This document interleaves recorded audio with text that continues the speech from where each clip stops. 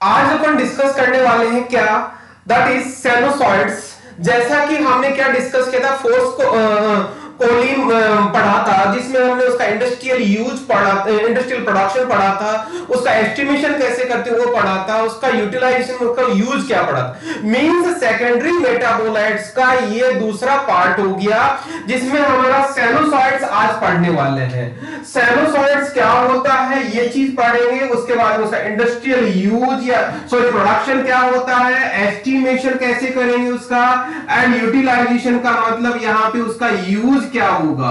Okay, तो हम इसको समझने से पहले आपको देखिएगा यहां पे उसका सबसे पहले सोर्स है।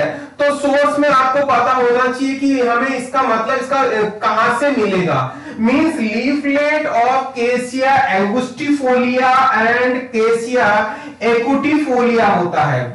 ध्यान दीजिएगा, केसिया एकुटिफोलिया एंगुस्टिफोलिया दो तरह के प्लांट्स होते हैं, दोनों से मिलता है। यहाँ पे दोनों की स्पीसीज अलग अलग है। जो एंगुस्टिफोलिया होता है वो इंडियन सेना कहलाता है, और यहाँ पे एकुटिफोलिया को अलेक्जेंड्रियन सेना कहलाता है। दोनों की यदि हम डिफरेंशिएट करें तो उसकी माइक्रोस्कोपी में हम डिफरेंशिएट कर सकते हैं। ओके, तो यहाँ पे ये चीज तो हो गया, मतलब इसकी लीफ से मिलता है। जैसा कि मतलब हम क्या बात कर रहे हैं, सेनोसॉइड्स की। तो सेनोसॉइड्स की जब बात करेंगे तो आप लोगों को सेनोसॉइड का स्ट्रक्चर पता होना चाहिए। तो ये वाला सेनोसॉइड का स्ट्रक्चर है। सेनोसॉइड्स यहाँ पे हमारे पास आप लोग देखेंगे तो सेनोसॉइड ए, बी, सेनोसॉइड सी, सेनोसॉइड डी, मतलब चार तरह के सेनोसॉइड्स होते हैं। ओके, तो यहाँ पे ध्यान देना किस तरह से हमारे इसके पास में किस तरह से होगा। यहाँ पे क्या है, एक बेंजीन, दूसरा साइक्लोहेक्सेन, फिर बेंजीन। यहाँ पे कीटोन ग्रुप है, एक कीटोन ग्रुप इधर, दूसरा कीटोन ग्रुप। यदि मैं यहाँ पे इसको जस्ट हाफ करता हूँ, बाइसेक्ट करता हूँ, तो एक दूसरे का मिरर इमेज होता है एक तरह से। तो डबल मोइटी होती है, एक मोइटी है, दूसरा मोइटी है। यहाँ पे ये आर मान है, इस आर की वैल्यू कार्बोक्सिलिक ग्रुप होता है तो सेनोसॉइड ए कहलाता है। सिमिलरली यहाँ पे आर की वैल्यू का COH सेनोसॉइड बी कहलाता है। मीन सेनोसॉइड ए एंड बी में दोनों में कार्बोक्सिलिक ग्रुप होता है। और यदि CH2OH मतलब हाइड्रोक्सी मिथाइल ग्रुप होगा तो सेनोसॉइड सी कहलाएगा।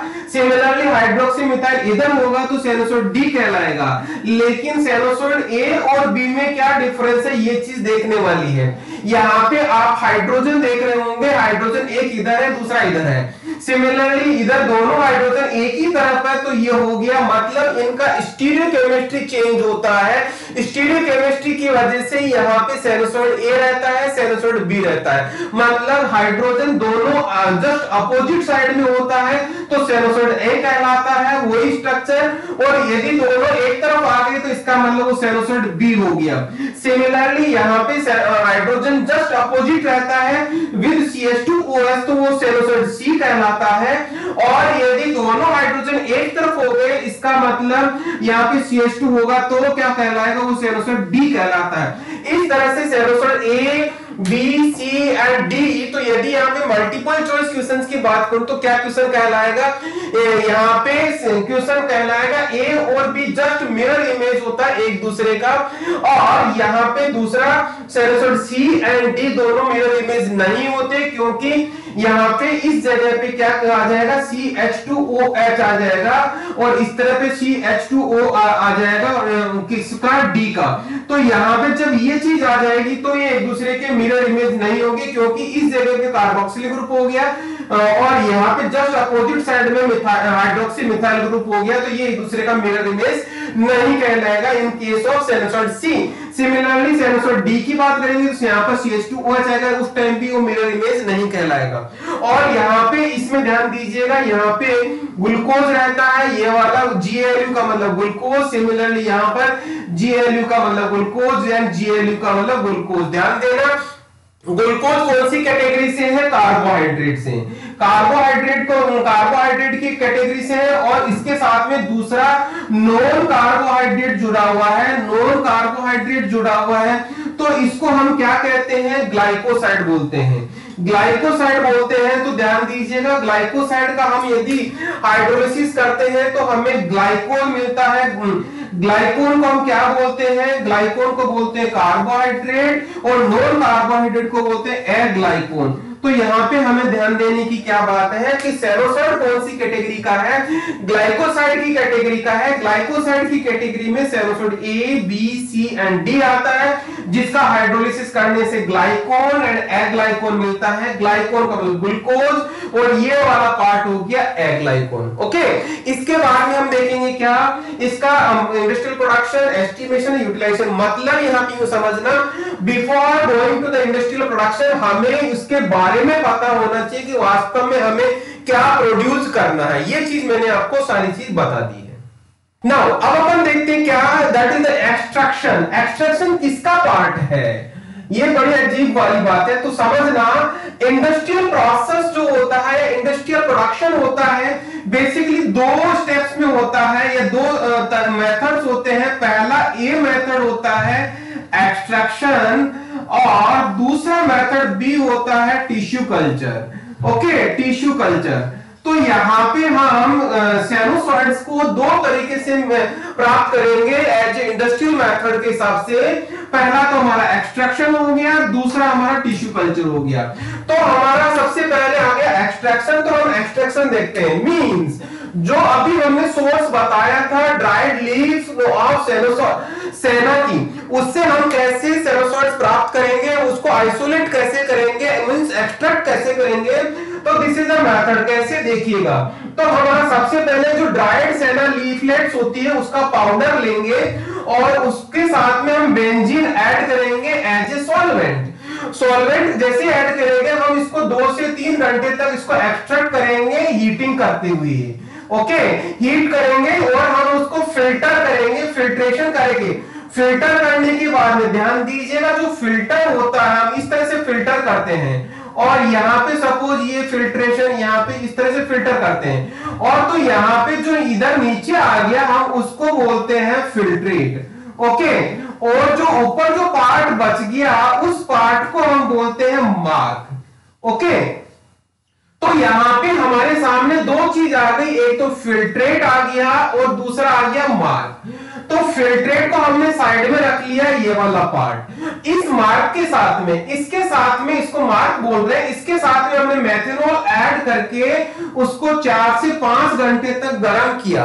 ओके, 4 से 5 घंटे गर्म करके फिर से फिल्टर किया। इसमें यहां पे अगेन फिल्ट्रेशन ऐसे लगाया हमने।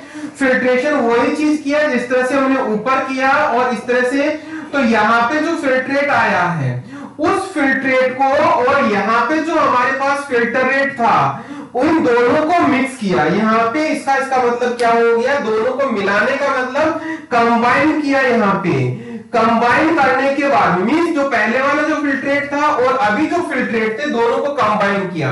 कंबाइन करके उसको कंसंट्रेट करने के लिए हीटिंग किया। कीप इन माइंड, जैसा हमारा यहाँ पे इस तरह से दोनों को मिक्स कर दिया।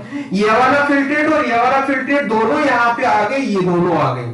दोनों जैसे आते फिर हम इसको गर्म करते हैं। गर्म करने से जो यहाँ पे जो सॉल्वेंट थे, वो सॉल्वेंट क्या होगा, वो सॉल्वेंट इवोपोरेट होगा, और यहाँ पे जो कंसंट्रेट बच गया, कौन सा जो एक्सट्रैक्ट निकल के आ रहा है, वो कंसंट्रेट बच गया। कंसंट्रेट जैसे बचा, अब फिर हम उसका क्या करते हैं, उसका पीएच एडजस्ट करते हैं 3.2 with help of dilute HCl। HCl उसमें डालते हैं, और साथ में हम कैल्शियम क्लोराइड का सॉल्यूशन डालते हैं। कैल्शियम क्लोराइड का सॉल्यूशन किसमें बना हुआ है, वो डीनेचुरेटेड स्पिरिट में बना हुआ है। कितना डालना, लगभग 25 ml डालते हैं। तो ये हो गया। उसके बाद में जैसे ये डालते हैं, उसके बाद में हम क्या करते हैं, उसका पीएच का एडजस्ट करते हैं। अगेन 8 पीएच एडजस्ट करते हैं bye ammonia solution. Ammonia solution का मतलब NH4OH हो गया। ओके, अमोनिया सॉल्यूशन, और उसको 2 घंटे के लिए क्या करते हैं, हम उसको रख देते हैं ऐसे means allowed to stand for 2 hours. जैसे 2 घंटे के लिए रखा तो क्या हुआ, जो साइनोसॉइड्स था उनका प्रेसिपिटेशन हमें मिल गया। उन प्रेसिपिटेशन को हम क्या करेंगे, फिल्टर कर लेंगे, फिल्टर करके हम उसको कॉलम क्रोमेटोग्राफी से उसको प्यूरिफाई कर लेंगे, जैसा हमने पिछली क्लास में पढ़ा था। मींस फॉस्फोकोलिन का हमने आइसोलेशन किया था, कैसे इसको, इस प्रेसिपिटेट को हमने फिल्टर किया, फिल्टर करके उसको हमने प्यूरिफाई कर लेंगे कॉलम क्रोमेटोग्राफी से। ये हमारा क्या हो गया, एक्सट्रैक्शन हो गया किसके, ड्राइड सेना लीफ से। यहां पे क्वेश्चन क्या बन सकता है यहाँ पे कि यहाँ पे पहला तो ये रहता है कि जो मल्टीपल चॉइस क्वेश्चन से रिलेटेड तो बात करेंगे, तो एक्सट्रैक्शन के लिए क्या यूज किया जाता है, तो आपको याद रहना चाहिए कि उसका सोर्स ही हम यूज करते हैं, मींस ड्राइड सेना लीफ ही हम यूज करते हैं। और यहाँ पे जो प्रेसिपिटेशन बनता है लास्ट में वो सेनोसॉइड्स का मिक्सर बनता है, means A B C and D मिलता है। तो ये चीज हमें याद रखनी है एक्सट्रैक्शन पॉइंट ऑफ व्यू से। क्लियर है? तो हम दो बार फिल्टर करते हैं, दोनों फिल्ट्रेट को यहाँ पे कंबाइन करके कॉन्सेंट्रेट करते हैं। कॉन्सेंट्रेट करने का मतलब हम उसको थोड़ा गर्म करते हैं, गर्म करने से उसका जो सॉल्वेंट होता है वो इवेपोरेट हो जाता है, जो फिल्ट्रेट होता है उसका कंसंट्रेशन इंक्रीज हो जाता है, जिसकी वजह से हमें आगे की प्रोसेस में हमें ज्यादा डाइल्यूशन ना करना पड़े और हमें इजी से उसका पीएच मेंटेन कर ले और उसका हमें प्रेसिपिटेशन मिल जाए। ये प्रोसेस हो गया पूरा का पूरा एक्सट्रैक्शन ऑफ सेनोसॉइड्स। ओके, अब अपन बात करते हैं किसकी, टिश्यू कल्चर की। टिश्यू कल्चर का मतलब समझना, इंडस्ट्रियल प्रोडक्शन के लिए हम टिश्यू कल्चर कर रहे हैं। तो किसका हम बात कर रहे हैं, हम सेनोसॉइड्स की बात कर रहे हैं। टिश्यू कल्चर की, जैसा कि मैंने बताया कि ये टोटली बायोटेक्नोलॉजी ओरिएंटेड प्रोसेस होता है। टोटली बायोटेक्नोलॉजी ओरिएंटेड प्रोसेस, इसका मतलब ये समझना कि that tissue culture is performed in the aseptic lab. Aseptic lab का मतलब that is a free from micro organism, मतलब टोटल स्टरलाइजेशन होता है। और जो भी हम ग्लासवेयर्स या ग्लास केमिकल्स या कोई मीडिया या जो भी चीज हम ये चीज यूज करेंगे, that are totally sterilized one. Okay, तो यहाँ पे मैं जो भी कोई चीज बता रहा हूं या कोई चीज मटेरियल ऐड कर रहा हूं या कोई केमिकल ऐड कर रहा हूं, इसका मतलब यूं समझना कि सारे के सारे स्टरलाइज्ड है। ये चीज हमें दोबारा बताने की जरूरत नहीं पड़नी चाहिए। ओके, तो यहाँ पे ये चीज हो गई। तो यहाँ देखना, हम ये टिश्यू कल्चर हम किससे शुरुआत कर रहे हैं, सेनोसॉइड के प्रोडक्शन के लिए, इंडस्ट्रियल प्रोडक्शन के लिए। तो सीड लेते हैं हम, सीड को 4 डिग्री टेम्परेचर के लिए हम रखते हैं 3 वीक तक, मतलब 3 सप्ताह तक हम उसको 4 डिग्री टेम्परेचर पे रख दिया। उसके बाद में उनको निकालते हैं, placed into the cotton. Cotton किसमें, मतलब वो वाटर से भीगी हुई कॉटन है, उसमें रखते हैं उसको, उन सीड्स को कितने टाइम के लिए, 24 आवर्स के लिए। ओके, जैसे 24 आवर्स के लिए ये चीज किया, उसके बाद में हम उसका स्टरलाइजेशन करते हैं सोडियम हाइपोक्लोराइड से। स्टरलाइजेशन करने के बाद में उसका हम वॉशिंग करते हैं प्योर डिस्टिल्ड वाटर से, जो पहले से कोई वाटर भी स्टरलाइज्ड था। ओके, तो ये चीज होगी। इसके बाद में इसका मतलब हमारा ये वाला पार्ट तो हो गया सीड प्रिपरेशन का। ओके, ये पार्ट होगा हमारा सीड प्रिपरेशन का। क्लियर? नाउ सीड प्रिपेयर हो गया। उसके बाद में देखिएगा, उस जो ये सीड ये प्रिपेयर किया था, उस सीड को हमने क्या किया, एगर मीडियम में पुट किया, एंड जिसमें 20 ग्राम पर लीटर सुक्रोज अवेलेबल है। ओके, और उससे मैं थोड़े टाइम के लिए रखा। उसके बाद फिर हमने उस सीड को क्या किया, सीड को shifted to the Murashige Skoog medium, जिसको एमएस मीडियम भी बोलते हैं। उसमें क्या क्या है, कंटेनिंग वो मीडियम तो है, लेकिन उसमें एडिशनल क्या है, सुक्रोज अवेलेबल है एंड प्लांट हार्मोन्स भी अवेलेबल है। प्लांट हार्मोन कौन कौन से हो सकते हैं, इंडोल एसिटिक एसिड बोलते हैं, जिसको शॉर्ट में IAA भी बोला जाता है। नैफ्थलीन एसिटिक एसिड भी बोलते हैं, जिसको NAA भी बोला जाता है। ओके, ये इसकी शॉर्ट फॉर्म हो गई। इसके मतलब ये हमने प्लांट हार्मोन इस मीडिया में अवेलेबल है।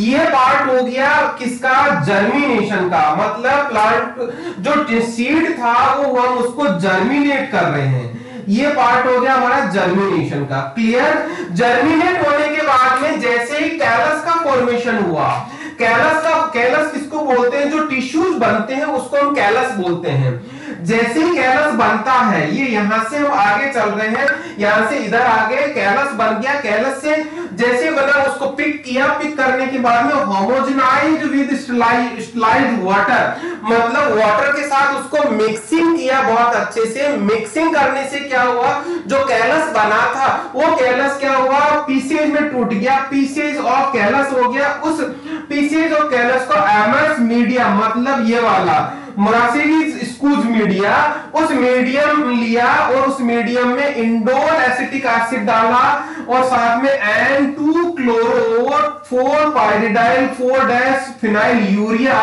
डाला। दोनों के ये दोनों क्या है, प्लांट हार्मोन है। ओके, प्लांट हार्मोन है जो यहाँ पे इस कैलस की ग्रोथ के लिए रेस्पॉन्सिबल होंगे। तो यहाँ पे ये डाल के हमने क्या किया, 21 डिग्री सेंटीग्रेड पे लगभग 30 दिन, मतलब 1 मंथ के लिए उसको हमने रख दिया। मतलब क्यों रखा, for the growth. Okay, growth हो गया, कॉलोनीज बनी, वहां पे अलग अलग कॉलोनीज बनी। कॉलोनीज को हमने किसकी, कैलस की कॉलोनीज बनी, उसको सेपरेट किया और फर्दर उसको कल्टीवेट किया टू द कैलस। और कौन सी कितना डायमीटर की, 2 से 3 सेंटीमीटर की डायमीटर वाली कॉलोनी कैलस बना। उस टाइम पे वो कितने टाइम पे बना, 2 से 3 महीने में इसने 2 से 3 महीने बनने में इसने लिया। मीन जो 2-3 सेंटीमीटर की जो कॉलोनी, जैसे मान लो ये डिश थी तो एक कॉलोनी यहां बन गई, एक कैलस ये बन गया, ये कैलस ये 2 से 3 सेंटीमीटर की ये बन गई। वो कितने टाइम में बनी, 2 से 3 महीने में। इन कॉलोनीज को हमने जो कैलस वाली कॉलोनीज थी उनको कलेक्ट किया और उसको लाइफलाइज किया, लाइफलाइज करके उसको पैक कर दिया। ये हो गया हमारा जिसमें सेनोसोइड्स अवेलेबल है। तो ये हो गया हमारा प्रोडक्शन। पोंपा वाला पार्ट, पहला हमने सीड को हमने प्रिपेयर किया, फिर जर्मिनेट किया और ये उसका कल्टीवेशन हो गया। कल्टीवेशन से लास्ट में हमने सेनोसोइड्स को प्रोड्यूस कर लिया, जो हमारा इसमें सेनोसोइड्स हैं। सेनोसोइड्स यहाँ पे ध्यान देना, सेनोसोइड A, B, C और D चारों होंगे, जैसा कि हमने शुरुआत में बोला था। तो ये हो गया हमारा कौन सा, टिश्यू कल्चर वाला पार्ट। हमने इससे पहले क्या पढ़ा, एक्सट्रैक्शन का पार्ट पढ़ चुके, और एक्सट्रैक्शन के बाद में टिश्यू कल्चर से हम इंडस्ट्रियल प्रोडक्शन करते हैं, किसका, सेनोसोइड्स का। ओके, कर रहे हैं किसकी, सेनोसोइड की बात कर रहे हैं, लेकिन यहां पे अब बात कर रहे हैं एस्टिमेशन की। एस्टिमेशन के लिए आप लोग को याद रखना है कौन सा मेथड यूज करते हैं, इसके लिए HPLC का मेथड यूज करते हैं। HPLC का मतलब यहां पे हाई परफॉर्मेंस लिक्विड क्रोमेटोग्राफी बोलते हैं। परफॉर्मेंस की जगह आप प्रेशर भी यूज करते हैं कई बार। ओके, तो हाई प्रेशर लिक्विड क्रोमेटोग्राफी बोलते हैं या हाई परफॉर्मेंस लिक्विड क्रोमेटोग्राफी बोलते हैं, जिसका मतलब HPLC होता है। एक बड़ा इंस्ट्रूमेंट होता है, कॉस्टली अफेयर होता है। यहाँ पे जो इसके पैरामीटर्स होते हैं वो चीज बता रहा हूं मैं यहाँ पे। तो क्या उसका मोबाइल फेज होता है, मोबाइल फेज में 1% एसिटिक एसिड इन वाटर होता है, दूसरा एसिटोनाइट्राइल होता है इन द रेशियो ऑफ 82 से 80, मतलब 82% क्या होता है, वाटर कंटेंट होता है, एसिटोनाइट्राइल होता है 18%। ओके, ये तो हो गया मोबाइल फेज। दूसरा इसका कॉलम कौन सा होता है, दैट इज C18 कॉलम होता है। और जो मोबाइल फेज होती है, मतलब कॉलम का मतलब यहाँ पे हो गया इसका stationary phase. Okay, stationary phase बोलेंगे इसको। और यहाँ पे जो फ्लो रेट होता है किसका, मोबाइल फेज का फ्लो रेट होता है 1 ml पर मिनट होता है, वो फ्लो रेट होता है। डिटेक्शन का मतलब यहाँ पे सेनोसोइड्स को किस वेवलेंथ पे डिटेक्ट करते हैं, 350 नैनोमीटर पे इसका डिटेक्शन करते हैं। किसकी बात कर रहे हैं अपन, सेनोसोइड्स की। ओके, तो ये सिंपल सी चीज है। इसको यदि मैं थोड़ा सा इजी वे में समझाऊं तो आपको समझना इस तरह से है। एक कॉलम होता है, ये कॉलम हो गया जिसका कंपोजिशन होता है, ये इसका कॉलम होता है। इस कॉलम का कंपोजिशन होता है C18। ये स्पेसिफिक केमिस्ट्री का होता है, जिसमें इधर से ये मोबाइल फेज का फ्लो होता है। मोबाइल फेज का फ्लो होता है। मोबाइल फेज क्या होता है, composition of 1% acetic acid in water and acetonitrile इस इधर 1 ml पर मिनट के हिसाब से ये इधर फ्लो होता है। ये मोबाइल फेज आ गया, यहाँ पे हाई प्रेशर से ये सैंपल जा रहा है, सैंपल जा रहा है, लेकिन यहाँ पे कॉलम की वजह से इनका सेपरेशन अलग अलग हो जाता है। और इधर यहाँ पे क्या होता है, डिटेक्टर लगा होता है, डिटेक्टर लगा होता है जो पीडीए डिटेक्टर या यूवी डिटेक्टर होता है, जो क्या करता है 350 नैनोमीटर पे उसको डिटेक्ट कर लेता है कि कितना परसेंट यहाँ पे साइनोसाइड आया या कौन सी कंसंट्रेशन में आया। तो इस तरह से हम एचपीएलसी से इसको क्या करते हैं, एस्टिमेट करते हैं किसको, साइनोसाइड को। क्लियर।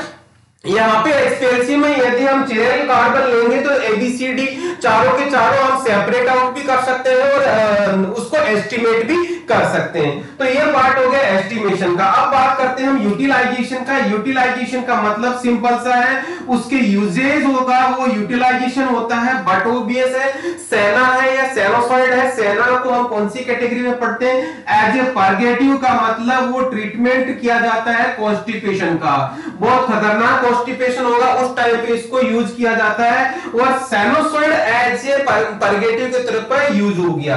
दूसरा, ये तो इसका प्रीफर्ड यूज है या इसकी कैटेगरी है इसकी फार्माकोग्नोसी में। ओके, अब बात करते हैं इसकी अदर यूजेज की। ये बाकी अदर यूजेज है जो स्किन डिजीज में भी, कई जो एलर्जिक या एक्जिमा टाइप की डिजीज हो जाती है उसमें स्किन डिजीज में काम आता है। एंथेलमेंटिक मतलब हेलमेंथिक कैटेगरी वाले जो वॉर्म्स होते हैं उनको किल करने के काम आता है, एक्सपेल आउट करने के काम आता है, उनको एंथेलमेंटिक कैटेगरी बोलते हैं। आल्सो यूजफुल, कौन सी चीज में यूजफुल होता है, लॉस ऑफ एपेटाइट मतलब भूख ना लगे उस कंडीशन में भी दिया जाता है। डिसेंट्री का मतलब यहाँ पे पेट में डायरिया टाइप का हो गया, कुछ इन्फेक्शन हो गया, उस कंडीशन में दिया जाता है। इंडाइजेशन का मतलब पेट में अपच हो गया, उस कंडीशन में दिया जाता है। जॉन्डिस में दिया जाता है, गाउट में दिया जाता है और एनीमिक कंडीशन में दिया जाता है। इस तरह से इसका यूजेज हो गया, लेकिन ये उसके साइड यूजेज है, प्रीफर्ड यूज इसका एक ही है, पर्गेटिव मतलब ट्रीटमेंट ऑफ कॉन्स्टिपेशन। तो इस तरह से हमारा पूरा का पूरा कंप्लीट हो गया क्या, sennosides, industrial production, estimation and utilisation. पूरा मैं आपको एक बार डिवाइस करता हूं शॉर्ट में। साइनोसाइड्स किसका सोर्स क्या होता है, कैसिया एकुटिफोलिया और एंगुस्टिफोलिया। एंगुस्टिफोलिया इंडियन था और एकुटिफोलिया अलेक्जेंड्रियन था, और उसकी लेगुमिनेसी फैमिली थी और इसका डाइएंथोन, इसके दो थे कैटेगरी के जिसमें साइनोसाइड ए बी सी और डी थे। उसके बाद में हमने पढ़ा इसका क्या, उसका क्या इंडस्ट्रियल प्रोडक्शन। इंडस्ट्रियल प्रोडक्शन का पहला था इसका कौन सा, एक्सट्रैक्शन। एक्सट्रैक्शन से हम कैसे प्राप्त करते हैं साइनोसाइड ए और बी, वो प्रोसीजर देखा। उसके बाद में हमने देखा इंडस्ट्रियल प्रोडक्शन से टिश्यू कल्चर से हम कैसे प्राप्त करेंगे किसको, साइनोसाइड ए और बी, सी और डी को। और उसके बाद में लास्ट में आ गया एस्टिमेशन। एस्टिमेशन हम एचपीएलसी से कर रहे हैं और यूटिलाइजेशन में उसका प्रीफर्ड यूज है कौन सा, पर्गेटिव।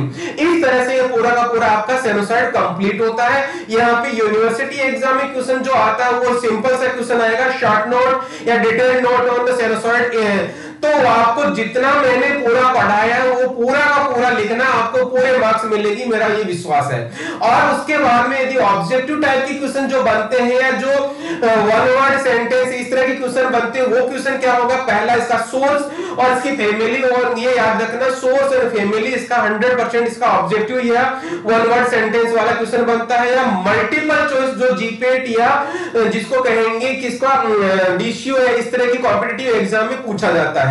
फिर उसके बाद में कॉम्पिटिटिव या जो शॉर्ट क्वेश्चन या मल्टीपल चॉइस क्वेश्चन जो बनते हैं वो क्वेश्चन बनते हैं उसके कौन से, इसके यूजेस से 100% कई बार क्वेश्चन पूछा गया है ये जीपेट में। जीपेट या यहाँ पे फार्मासिस्ट के कॉम्पिटिटिव एग्जाम में कई बार पूछा गया, पर्गेटिव पे बहुत बार पूछा गया है, ठीक है। और यहाँ पे दूसरा जो अब आपके न्यू एडिशन हो रहा है, मतलब ये वाला पार्ट एस्टिमेशन का कि साइनोसाइड्स को हम किससे एस्टिमेट करते हैं, कौन से मेथड से एस्टिमेट करते हैं। तो आपको एचपीएलसी याद रखना है, कितने नैनोमीटर पे इसको डिटेक्ट करते हैं, 350 नैनोमीटर पे हम इसको डिटेक्ट करते हैं। और उसके बाद में मेनली आपको इसकी मेथड याद रखना, यदि ये चीज याद नहीं रहेगी तो भी चलेगा, लेकिन इसका मेथड कौन सा होता है, दैट इज एचपीएलसी। ये है पूरा आपका पूरा का पूरा साइनोसाइड्स के लिए